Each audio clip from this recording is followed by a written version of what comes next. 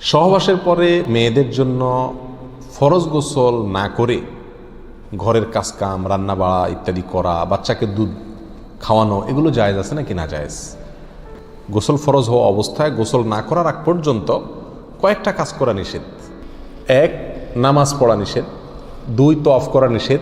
3, মসজিদে অবস্থান করা নিষেধ। 4, কোরআন স্পর্শ করা নিষেধ। 5, কোরআন পড়া নিষেধ। এই 5টি কাজ ছাড়া আর কোনো কাজ কিনা নিষেধ না। অতএব সহবাসের পরে কোনো মেয়ে, কোনো মহিলা তিনি যদি গোসল না করে, ফরজ গোসল না করে তিনি যদি কি করেন, গৃহস্থলীর কাজকাম করেন, রান্না বাড়া করেন, অন্য কাজকাম করেন, বাচ্চাকে দুধ খাওয়ান, এগুলো এই 5টি নিষিদ্ধ কাজের আওতায় যেহেতু নাই, অতএব সেটা জায়েজ আছে। আমাদের দেশে যত কঠোরতা সব মেয়েদের উপরে, ছেলেদের উপরে নাই। ছেলে গোসল ফরজ হয়েছে, 2-4 ঘন্টা শুয়ে রয়েছে বা এমনকি হাঁটাহাঁটি করছে, তাকে তেমন কেউ কিছু বলে না। সমস্ত চাপগুলা মেয়েদের উপরে।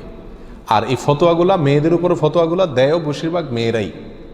কথার কথা, ননদ আছে, শাশুড়ি আছে বা অন্য কেউ আছে বা জাল আছে, তো তারা খোঁচাইতে শুরু করে যে গোসল না করে বাচ্চাকে দুধ খাওয়াচ্ছে। কোনো বাচ্চা কাঁদতে কাঁদতে মরে যায় কিন্তু দুধ খাওয়ায় না, কেন? কারণ গোসল করে নাই। তো এগুলো না জানার কারণে হয়েছে। ফরজ গোসল না করে 5টি কাজ করা নিষেধ, এর বাইরে আর কোনো কাজ নিষিদ্ধ না। অতএব এমনকি আপনি রোজাও রাখতে পারেন, কি ফরজ গোসল না করে রাখতে পারেন বলতে সাহারি খেতে পারেন, সাহারি খেয়ে রোজা শুরু করতে পারেন। তাহলে আপনি বাচ্চাকে দুধ খাওয়াতে পারবেন না, কে বলেছে? বাসায় কাজ করতে পারবেন না, কে বলেছে? তবে হ্যাঁ, যদি আপনি ফরজ গোসল একটু দেরিতে করতে চান কোনো কারণে, তাহলে সেক্ষেত্রে অন্যান্য কাজকামের সুবিধার জন্য ওযু করে নেওয়া উত্তম। সহিহ মুসলিমের এক হাদিসে আসছে, নবী আলাইহিস সালাতু ওয়াস সালাম গোসল ফরজ হলে ওই অবস্থায় যদি কেউ ঘুমাইতে চায়, শুয়ে থাকতে চায় অথবা অন্য কোনো কাজ করতে চায়, তাহলে তাকে ওযু করে নেওয়ার পরামর্শ দিয়েছেন। অতএব ওযু করে নিয়ে এরপর অন্যান্য কাজ করা উত্তম। এর বাইরে ওযু ছাড়া যে সে কিছু করতে পারবে না, ব্যাপারটা এরকম না। একবার আবু হুরায়রা রাদিয়াল্লাহু তাআলা আনহু, তার সাথে নবী আলাইহিস সালাতু ওয়াস সালামের দেখা হয়েছে কোনো এক রাস্তায়, এই অবস্থায় যে তার গোসল ফরজ হয়েছিল। তো আবু হুরায়রা রাদিয়াল্লাহু তাআলা রাসূলুল্লাহ সাল্লাল্লাহু আলাইহি ওয়াসাল্লামকে দেখে এড়াইয়া চলে গেছেন, একরকম পালায়া চলে যাওয়ার মতো, যায় তাড়াতাড়ি করে গোসল টোসল করে তারপরে আসলেন। নবী আলাইহিস সালাতু ওয়াস সালাম জিজ্ঞাসা করলেন, আবু হুরায়রা তুমি কই গেছিলা, তোমার দেখলাম? বলে, ইয়া রাসূলুল্লাহ, আমার গোসল ফরজ হয়েছিল, তো আমি আপনার সঙ্গে বসবো, সময় দেব, ফরজ গোসল অবস্থায় আমার কাছে জিনিসটা অপছন্দ লাগলো, নাপাক অবস্থায় এভাবে থাক, আপনার সাথে সাক্ষাৎ করব।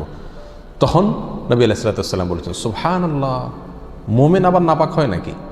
অর্থাৎ এটা তো একেবারে তোমার পুরো বডি নাপাক হয়ে গেছে, টাচ করলে আমি নাপাক হয়ে যাবে, ব্যাপারটা তো এরকম না, তুমি এটাকে এত কঠিনভাবে নিয়েছো কেন? তাহলে এই সব হাদিসগুলোকে সামনে রাখলে মোটামুটি পরিষ্কার হয়ে যায়। আমাদের আয়েশা রাদিয়াল্লাহু তাআলা আনহা থেকে এক হাদিসে আসছে, তাকে জিজ্ঞাসা করা হয়েছিল যে নবী আলাইহিস সালাতু ওয়াস সালাম গোসল ফরজ হলে তিনি ঘুমাতেন কিনা? তিনি বলেছেন হ্যাঁ ঘুমাতেন। কোনো কোনো বর্ণনা আসছে ওযু করা ছাড়াও ঘুমাতেন। তাহলে বোঝা গেল ওযু করে নিয়ে ঘুমানো, ওযু করে নিয়ে কাজকাম করা উত্তম, কিন্তু আপনি যদি নাও করেন তাতে কি হবে না, কোনো গুনাহ এতে হবে না। আল্লাহু আ'লাম।